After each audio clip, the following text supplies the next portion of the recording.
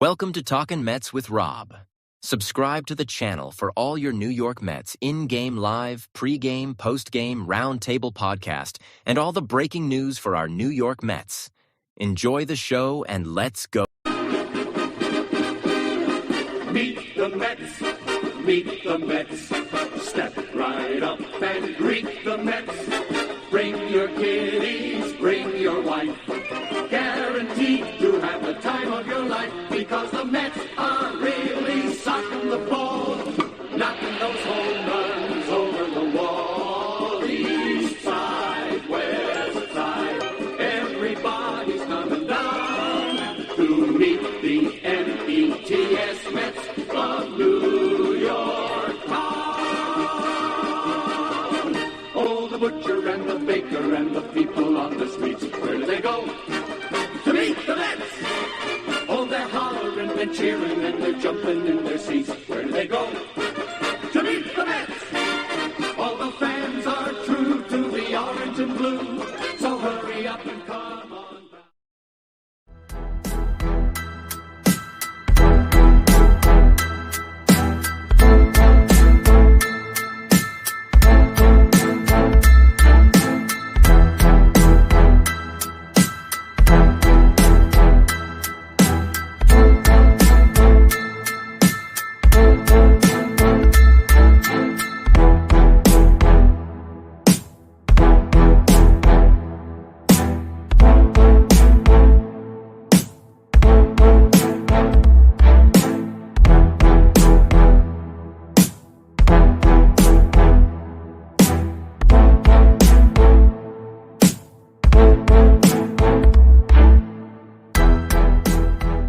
You are now watching the Amazing Mets pregame show with your hosts, Rob and CP.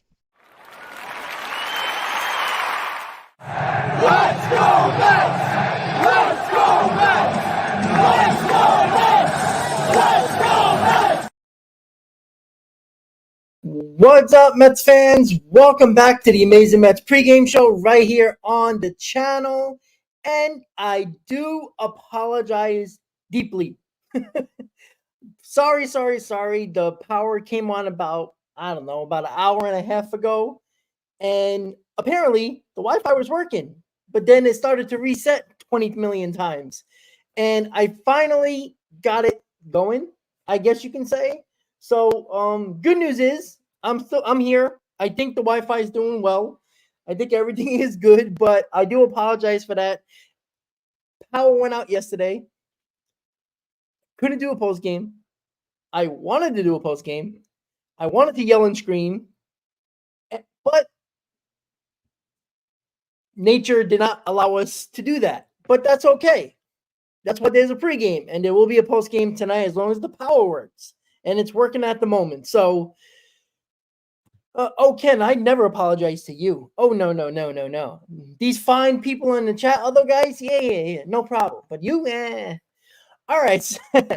All right, guys. So hopefully everybody is okay, because yesterday was another just not a good performance. Let's be quite honest, right? Vientos showed up, Iglesias showed up. Nobody else did, right? I don't know what anybody was expected from Lindor yesterday. First game back in 2 weeks. Haven't seen really in-game live pitching in 2 weeks. I wasn't expecting him to be great on the field. And, I expected what you saw yesterday, a guy who hasn't really played in the game in 2 weeks. So, there was a few people on X that were getting on Lindor. Like, if you expected a guy to be back to MVP caliber Lindor yesterday, his first game back, you are just smoking the good stuff. And please give me some. Because I wasn't expecting much. Now, would have been shocked that Lindor was MVP Lindor because he's been that good? We would be like, oh, there goes Lindor again. But I wasn't expecting much for him. So he gets the benefit of the doubt, at least for a game or two, to get back into the groove. We know he's having the back issue. We know the pain he's going through and all that stuff. He's going through a lot. It would be nice if he can get going quickly, but I don't expect that. I really don't. But there's guys who've been in the lineup day after day after day who's doing nothing after nothing after nothing. And if it wasn't for Vientos and Iglesias, the Mets might have got no hit yesterday. That's the way it felt. So it's annoying. It's frustrating. But somebody's got to step up and do the job. Somebody. I'm sick and tired of just waiting around inning after inning. Is somebody going to come through? Is somebody going to come through? Right? Basically, the bottom of the order almost got something started yesterday. Right? If it wasn't for the umpire blowing every call, it seemed like against the Mets because he was calling strikes for Montas. The same pitches where Manaea was throwing the pitches wasn't getting the strikes, right? That walk prior to Hoskins should have been strike 3, and he could have got out of the first inning with no runs. And who knows how the game would have turned out. Now, the pitching has to be better.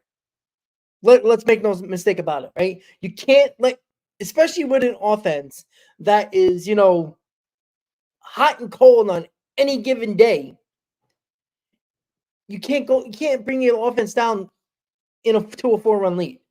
All right. You just can't do that. But am I going to completely destroy Manaea, who didn't have it yesterday? Yeah, because we need you to be good. We talked about it on the pregame yesterday. You got to be good. All of a sudden, the guys that helped get us to where we are on September 28th, you can't just fall apart now. I mean, everybody felt like it was over yesterday after Hoskins hit that home run. A lot of us stayed up and watched it. Right? They tried to make a valiant, a comeback, later in the game, but it was too little too late. And with the mental capacity of this team, the mental makeup of this team, which I've said for a long time, everybody, is putting this team on a pedestal when they prove absolutely nothing. Now, they proved a lot during that Philly series. I was shocked as hell without Lindor, what they did. But as soon as the things got really pressurized and really tough, in Tuesday in Atlanta and yesterday, this team has not proven absolutely nothing. Especially the guys that we've talked about over the course of this year and a lot last year. When it comes to Nimmo, Alonso, those guys in particular that have been huge problems when it really matters. I mean, the middle of the lineup, if those guys don't come through and look at the lineup today, I have no issue with Mendoza putting who he needs up at the top. This is why Nimmo and Alonso are not in the top 3. Because they shouldn't be. Lindor, who knows what we're going to get from Lindor? We really don't know. But if he's cleared to go, you got to have him in the lineup. I like that he's DHing. I like Acuna playing shortstop. Again, Lindor can get off his feet. He could just swing the bat. I like the lineup today. Right? We knew Alvarez wasn't playing. It was a scary scene yesterday at third base. But luckily it was spasms because it didn't look like he did anything except slide. So it was clearly a spasm. That can happen to anybody at any moment, how young or old you are. That happened. He's okay. So Terrence is getting a start today. I think this is a blessing in disguise because Alvarez would have played today. Alvarez is not good behind the plate. If somebody's going to continue to talk about pitch framing to me, and that's the reason why Alvarez is considered a good catcher, then you don't know baseball. Pitch framing is a new art that people talk about because it's an analytical stat now when people like to look at it.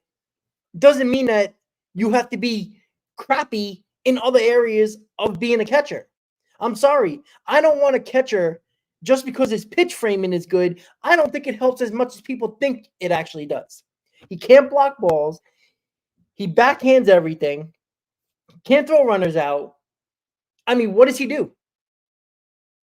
He's not hitting well enough where I can say, oh, I'm comfortable with Alvarez behind the plate.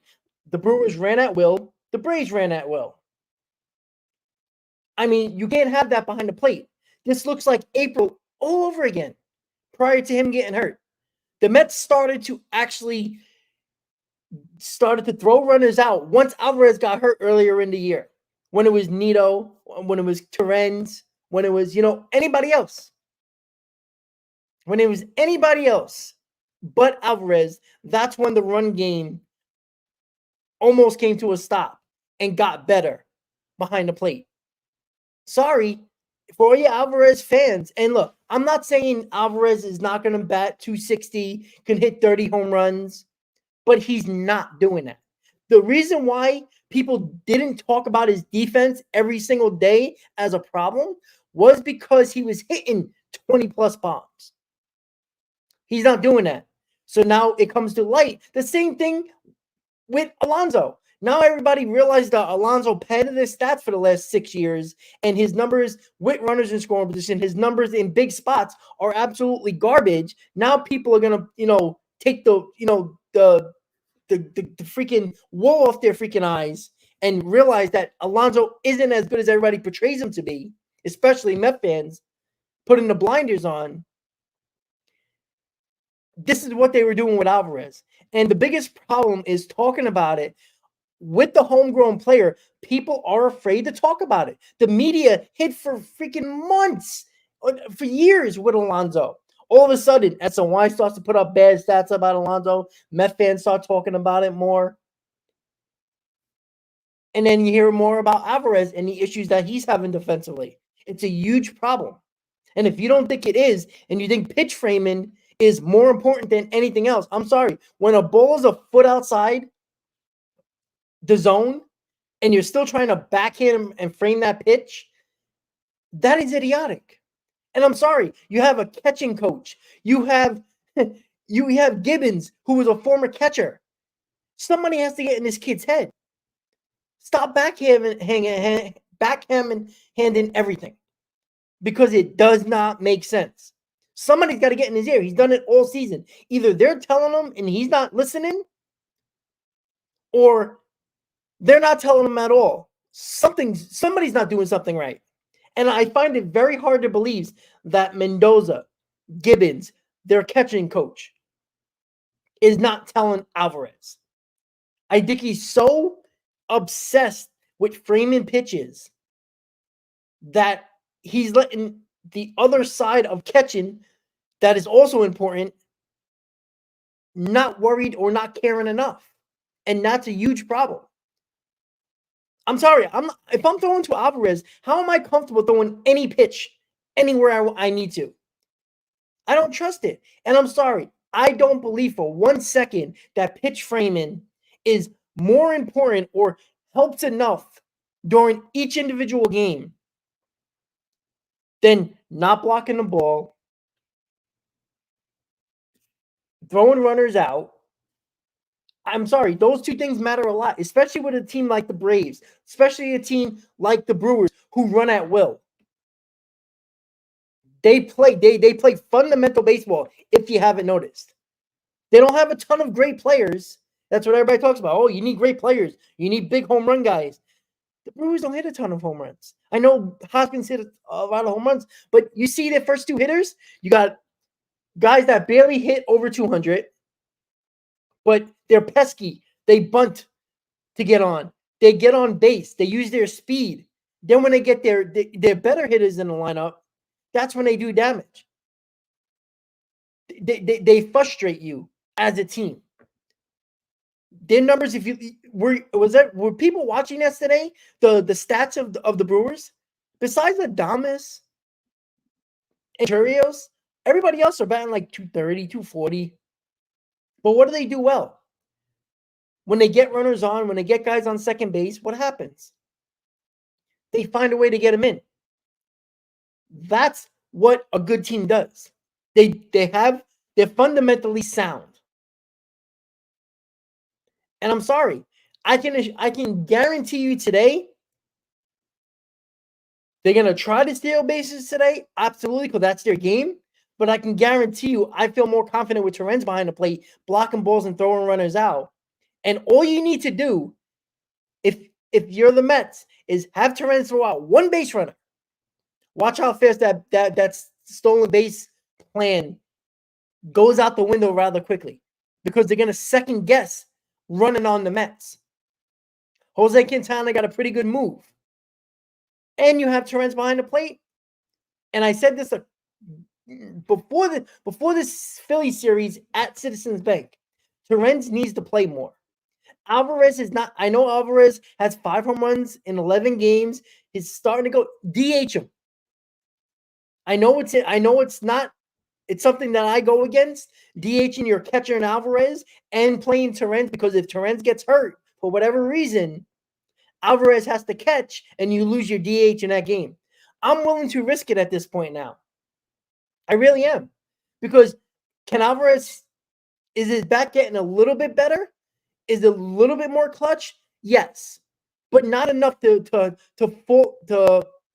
hurt your defense to the point where you basically have no shot. With him defensively, blocking balls, backhanding everything, not throwing out runners, it's a huge problem. Watch how much that gets shut down today by Torrens. Now, Torrens had one big game, and I believe it was against the Phillies, where he couldn't get throwing nobody out. He's allowed to have that game. When he had 30 other good games, 40 other good games, I'm okay. I'm going to trust Torrens to do a better job. You got Quintana with good pickoff moves. You got Torrens behind the plate. I'm comfortable with that today. So the issue remains. The Mets scored 1 run on Tuesday, 4 runs basically when game was over. Basically, they tried to do what they could do, but it was too little too late. Yesterday was another. Now, I'm not going to call it lifeless performance like it was in Atlanta, right?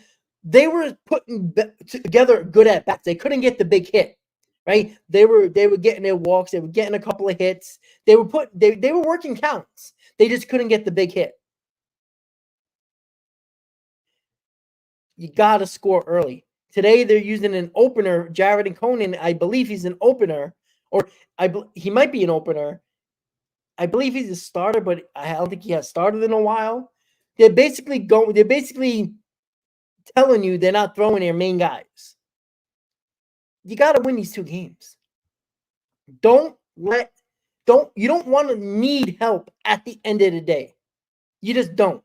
Because if you lose today, you can be in 3rd place by tomorrow, and you will need Arizona and at least Arizona to lose on Sunday, and you win to at least have a shot for Monday. It's a huge and concerning issue. This lineup needs to get going. Emerson, I got this hat from the 7line.com. I had this for a while, actually.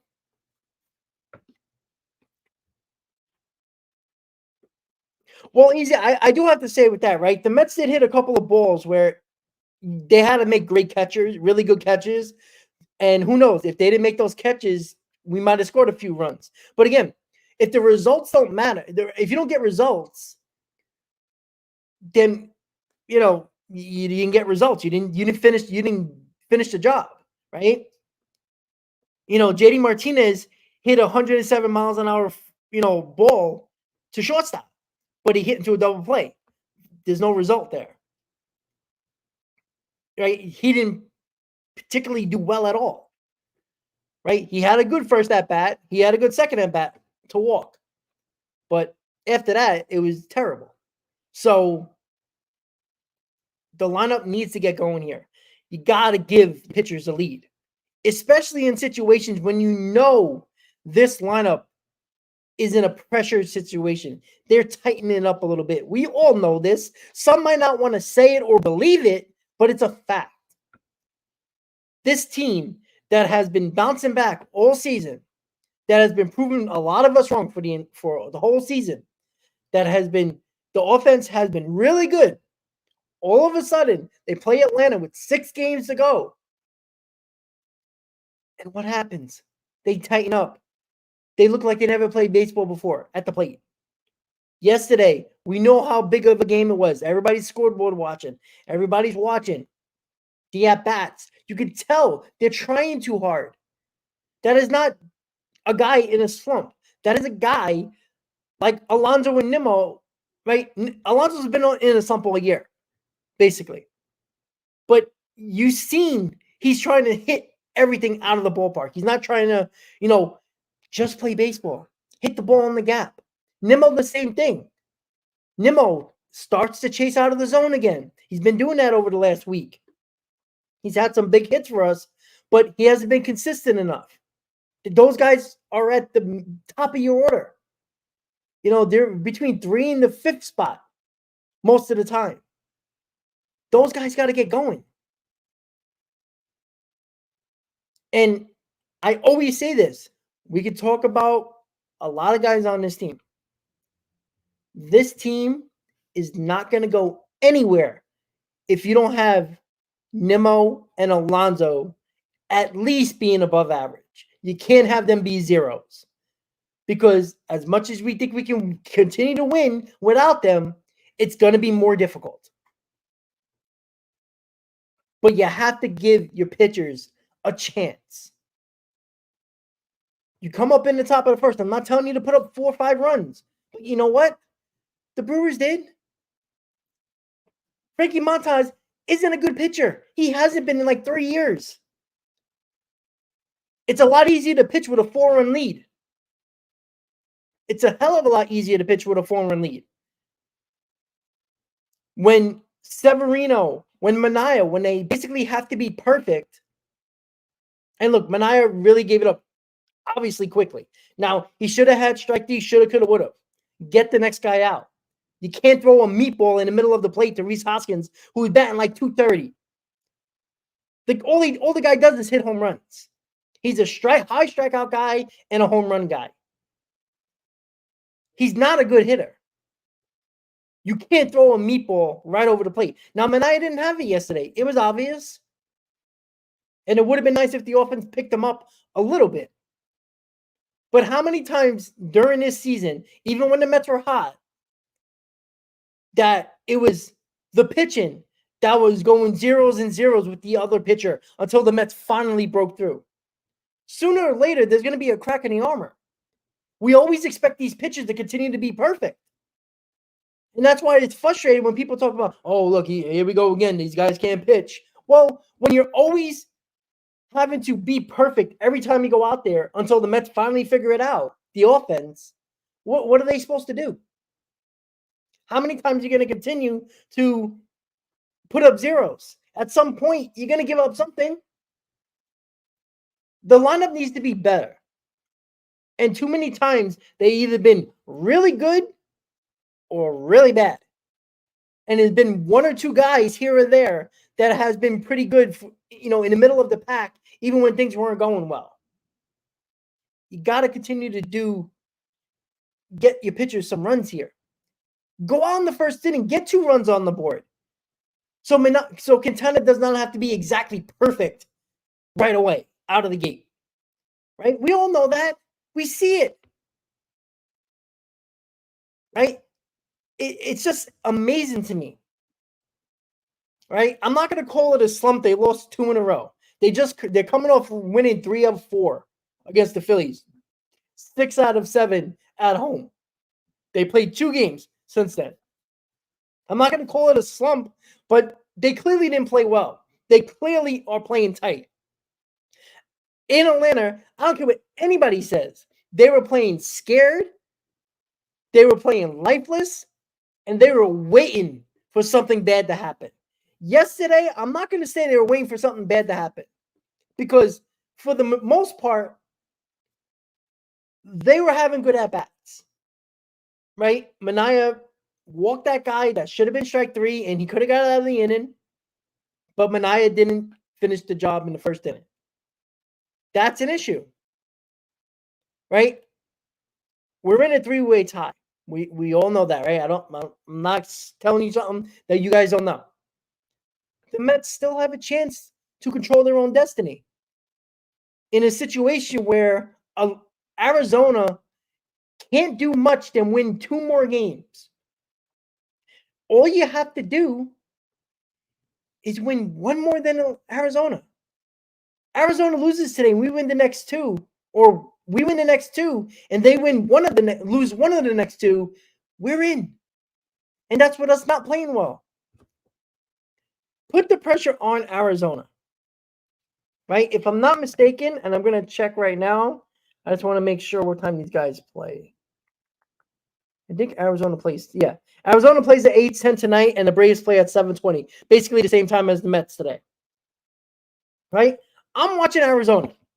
All right, because we keep on, focusing in on the Braves when, regardless of what happens this weekend, at least one of those games are probably most likely going to matter to either the Mets or the Braves on Monday, possibly both. The quicker way to make the playoffs is for Arizona to lose one or two more games.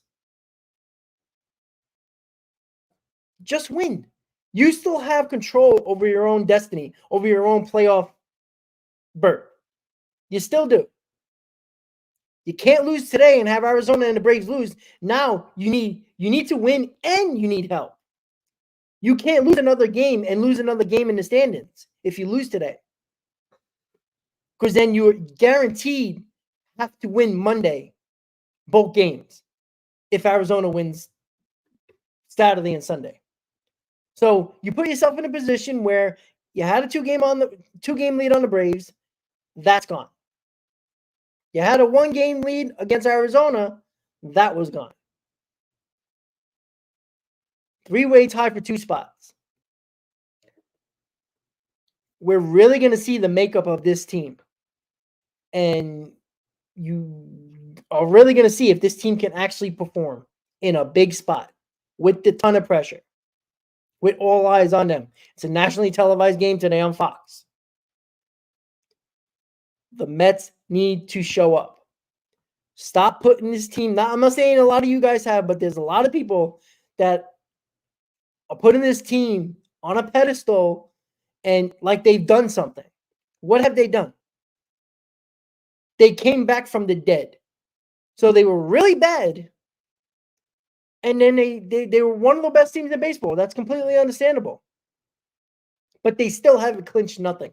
Until they actually prove that they can win the biggest games of the year with all eyes on them when the pressure is on and people are chasing them, don't tell me this team is different. Because if this team don't make the playoffs, Grimace, OMG, Haktua, whatever you want to bring up, all the gimmicks will mean absolutely nothing. It was cute while it lasted. It was fun while it lasted.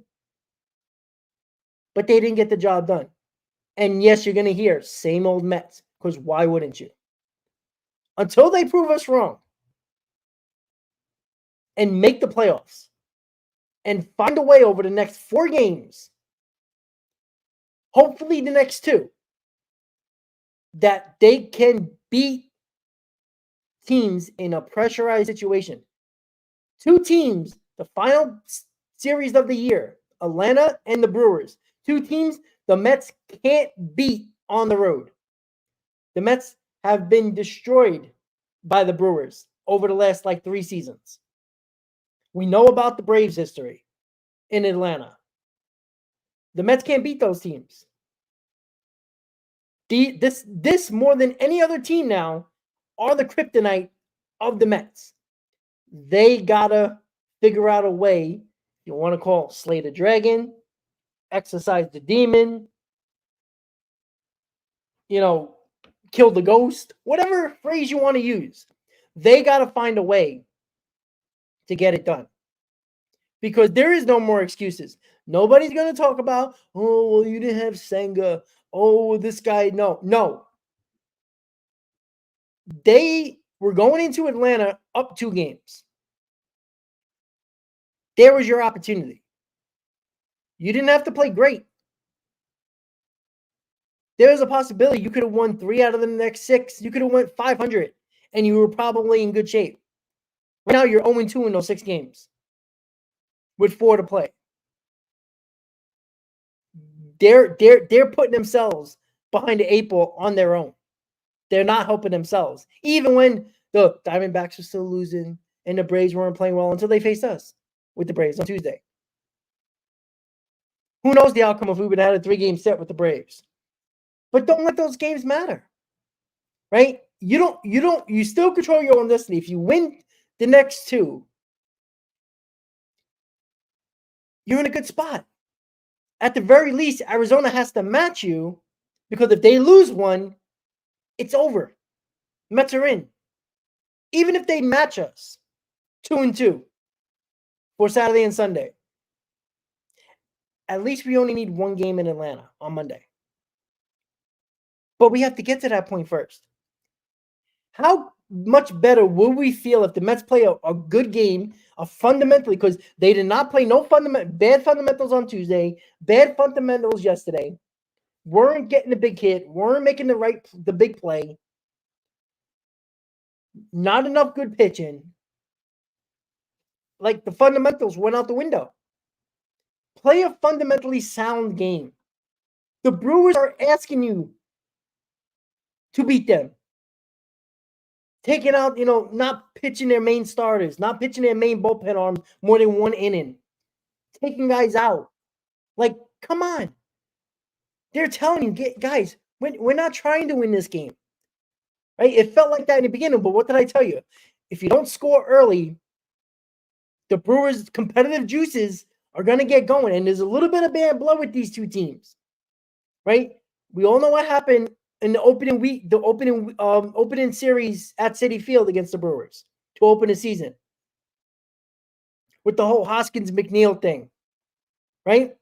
There's a little bit of blood. The last thing you want to do is get their competitive juices flowing, that they can feel like they can win this game and just, start hammering the nail in that coffin of your playoff hopes. You score early, they probably would just, still play the game. But yesterday, who looked like they were trying to make the playoffs yesterday? It looked like the Brewers, right? Because you basically let them in. You basically gave them, like, oh, look, we got a chance in this game. Look at this. Look how quickly we get a chance in this game. You don't want those competitive juices to flow with anybody who's a competitor, right? I'm not saying that they're just going to, swing and miss on all the pitches, not catch balls. They're going to still play the game. But as soon as they see you, getting away a little bit, they'll put their hands down a little bit. Take advantage of that. Take advantage of a team that doesn't have nothing to play for. And it starts with getting to them early. You get to them early, you put up a couple of runs in the first couple of innings, they're not gonna, bring in a better bullpen arm, take out one of the pitchers to put in a better bullpen arm. They're not gonna make that big pinch hit appearance if they need it late in the ball game. They're not. They're gonna start taking out their main players because they don't want to get them hurt. Look what happened to their right fielder yesterday. Trying to make a great catch. He plays, 100% every single time. You heard what they said. He goes, hard 100% all the time. Well, it might have cost them their right fielder throughout for the rest of the year. Right? They know this is happening now.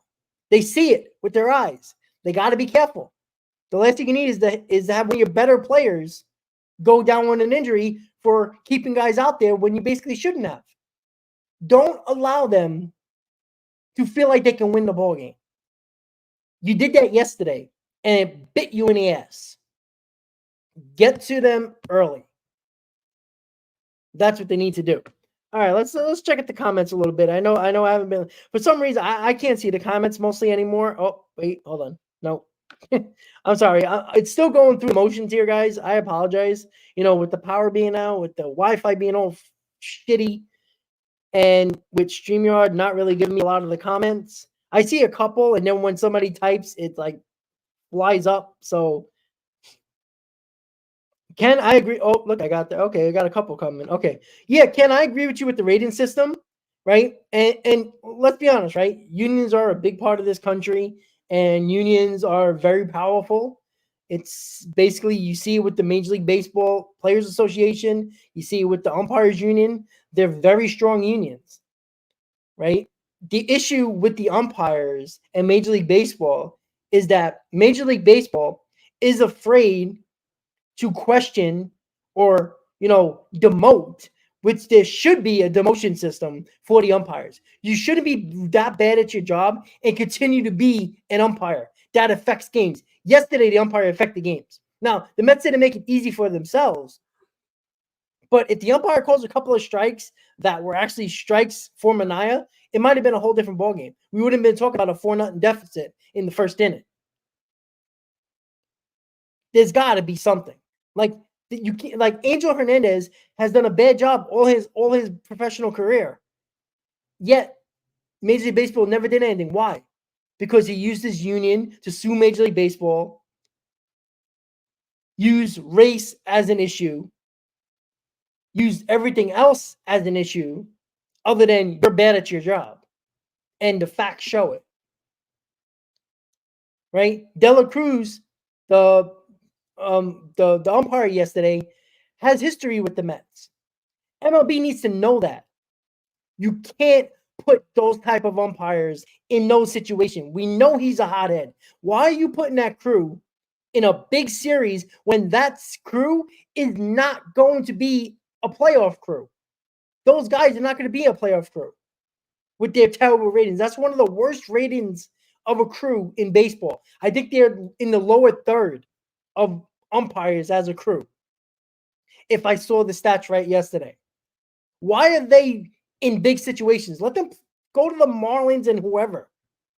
In big situations, in big game situations, you need to have your best available crews in those games. Not a guy who has history with the Mets, who threw out Lopez at Citi Field when everything was crumbling for the Mets in May. He got into the player's face. He threw him out. He has rabbit ears. So you put him in a series with his crew that as a Major League Baseball who does the schedules in advance, know that this umpire has history with the Mets and is a hothead and has a bad stats when it comes to balls and strikes. He is not good at his job. So you put him in a big series. And it's not saying put him on don't put him on the Mets series and put him on another series that matters. He shouldn't be umpiring. His crew should not be umpiring any important game this late into the season. Sorry to say, it's absolutely terrible. Because, look, the Mets didn't help themselves winning this game. But it's a hell of a lot harder when the umpire is clearly having an agenda. Clearly had an agenda. It was obvious. He wasn't calling the same balls and strikes that he was for Montas. The same pitches. And you have an umpiring crew that is obviously going to back up and have their other umpires' backs. Look at the first base umpire. How many check swings did he call against the Mets and didn't call against the Brewers? That weren't check swings. Like, you put a crew that is not good in a meaningful series, like late in the season. How do you do that? You can easily change it. Like, and I truly believe this. And look, the Mets didn't have it well in the last two games. So this isn't by any means making an excuse for the Mets players, because they got to be better. There is a grudge against Steve Cohen. And I think it trickles down from the top, Rob Manfred, and trickles down to other executives under him and the umpires. I feel that way so much. There's a lot of people around this league, probably a lot of owners, definitely Rob Manfred, that does not like Steve Cohen. Yet, they had the authority to not allow him to own this team. But they did it. You know why? Because they know, the majority of them, that if Cohen's here and he's going to spend money, we all know the lower half teams are going to get, all that extra money for being over the luxury tax.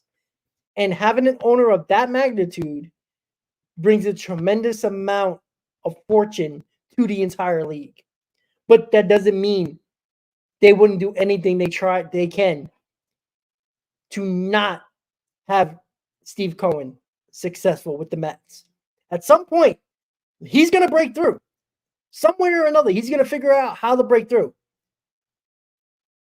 And I do think that there's something against having a grudge against Steve Cohen. It's too obvious at this point now. Where Major League Baseball had full control over those games in Atlanta and could override anything that Atlanta wanted to do. Because the team does have this say, but MLB, when it comes to weather, they have the final call. Usually they leave it up to the team, but in this case, when it came to Atlanta, they knew it was going to be an issue late in the season, knowing that there could have been a doubleheader on Monday, giving the team no chance of an off day. Basically, no chance to have any starters ready to go because they have to pitch all 5 starters because of the rain, because of the postponements. When you could have played a game on Monday, definitely had the game on Tuesday, and at least you could have made up 1 game instead of 2. It made it a lot more easier, not just for the Mets, but for the Braves. But because the Braves made it difficult of saying no, logistically and money and tickets and all that nonsense that they brought up, MLB could have just shut that down and says, we got to play these games. At least play 2 of them. And they did nothing. And guess what they still didn't do? They didn't move the series, the wildcard series, a day. They could move it to Wednesday. It still works out. But no, they still haven't done it. You know why? Because they know if the Mets get in, they don't want the Mets to be successful. As much as they say, oh, they want the New York money, they want this, they want the eyes on New York, please. As long as the Yankees are involved, Major League Baseball can care less. Let's be quite honest about that. And yes, I'm saying this on the Amazing Mets pregame show with over 120 people in the stream right now, saying it directly to Rob Manfred. You're a fraud, and you're so full of shit. Sorry to say, it is obvious what you were trying to do. And everybody can say, oh, well, he's hurting the Braves too. No, the Braves did this to themselves. They had full control of changing what they needed to change to get the games in. So for wherever people talking about, oh, well, look, they got to use 5 of their starters. Yeah, but they're hoping that the Mets fall on their face. That's why they didn't change anything. Now, the Mets are basically doing what they probably thought. But the Braves knew, and they're so confident, even though they haven't had a really good season, they felt really confident that the Mets are going to fall on their face. And that those games, at least more than one, is not going to matter. They probably feel that. And they knew that, yeah, it might hurt us overall pitching staff-wise. But they've been there, done that in the postseason. I truly believe this. They might care about making the playoffs, but I think they care a little bit more keeping the Mets out of the playoffs. That's just my opinion. Nobody has to believe that, but I truly believe that. They already got their World Series. Their team, especially their position players, are going to be back. They're all under contract. So not doing any damage this year, all right, well, we knocked the Mets out and we made the playoffs anyway, regardless of the outcome. Because they're going to get Riley back next year. They're going to get Acuna back next year. Yeah, their pitching staff, could be a little different, but most of their main guys are coming back. So, and they have a World Series ring to show for it. So why not just keep the Mets out by any means necessary? And they did it that way. That's just my opinion. And Rob Manfred and Major League Baseball didn't help the fact when they had full control. They allowed the Braves to manipulate the series. And we see it, and we know the Braves did this on purpose by the way they're setting their rotation, by not playing Chris Sale. pitching Chris Sale until there's an elimination game. Not pitching Schwellenbach until either Sunday, if it's an important game, technically if it's like on the verge of being eliminated, or pitching him on Monday. So it was clear what the Braves are trying to do, just based on how they're setting their pitching rotation after the postponements. They clearly were trying to screw the Mets as much as possible, even they weren't directly doing it on the field. And the way they set up their rotation going forward after the postponements was clearly an obvious decision to hurt the Mets the most. And then Major League Baseball allowed it to happen. When they knew this weather was coming, this wasn't a crazy rain that popped out of nowhere. There was a hurricane coming towards the southeast. We all knew it. Right? There was some possibility we could have got Wednesday in if the weather changed a little bit, but we knew Thursday wasn't going to happen. You could have played on Monday. You could have said this a week ago and have the teams prepare and travel after games on Sunday and be prepared to play a game on Monday. It didn't happen. Major League Baseball failed to take over the situation that was dire. For reasons, I believe, that Rob Manfred doesn't like Steve Cohen. Rob Manfred would rather, here he's got his darling Yankees in the postseason, so he doesn't need extra New York eyes in the market. They have enough with the Yankees. That's obvious. So why try so hard and do the right thing when you can just let a team that is clearly the Mets' biggest rival have full control and let them control every aspect of that series? So we see it. We're not stupid. We knew what the Braves did. We knew they were going to do everything they can to hurt the Mets, regardless if it hurts them, because, again, they have their World Series ring. They're going to have their guys come back next year if things don't work out in the playoffs. Best case scenario for them is they make the playoff and they knock out the Mets. Anything after that during the postseason is gravy. So I don't want anybody to think that wasn't, because you can tell all the podcasts, the Braves podcasts on YouTube, the way the announcers were talking. If you heard the Braves announcers during the Kansas City game, they all knew exactly what the Braves did, how they were trying to beat around the bush. Oh, this hurts us. How did this? We didn't benefit from this. Of course you did. You kick the Mets. You do your best to kick the Mets out, make it almost an impossible situation for the Mets. And we all know what you did. It was obvious. You're not fooling anybody. It's okay. Just admit it. We all see it. The Mets making the playoffs is awesome because they got in by their own will. But to stick it to Rob Manfred and the Braves would just be the cherry on top. With today's lineup, with today's pitcher, there's nothing else I have to say except get the job done. We're about 2 hours away until game time. Apologies for all the interruptions. Apologies for the late start time. Again, the post game is already up. The stream's ready to go. If you wait until after the pregame's over, it's going to take you right over to that post game stream. Hit on that like button, guys. As long as my power stays on, as long as my Wi-Fi is good, there will be a post game whenever this game ends. Apologies for last night. Apologies for the start today. But with that said, guys, let's go Mets. Let's stick it to the Braves. Let's stick it to the Brewers. Let's stick it to Rob Manfred. Nobody's here to help us. Everybody's here to hurt us. It's just a fact. Met fans, we're in this together. There ain't nobody holding our hands. There ain't nobody trying to help us. We got our backs against the wall. We got to start pushing back. With that said, guys, enjoy the game. Let's go Mets. And I'll see you on the post-game show. Have a good night. Enjoy your rest of your Saturday before Mets baseball, and I'll see you on the post-game show. Let's go Mets, guys. See you tonight.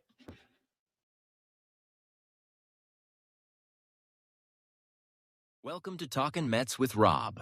Subscribe to the channel for all your New York Mets in-game live, pre-game, post-game, roundtable podcast, and all the breaking news for our New York Mets. Enjoy the show and let's go Mets. Meet the Mets, meet the Mets. Step right up and greet the Mets. Bring your kiddies, bring your wife.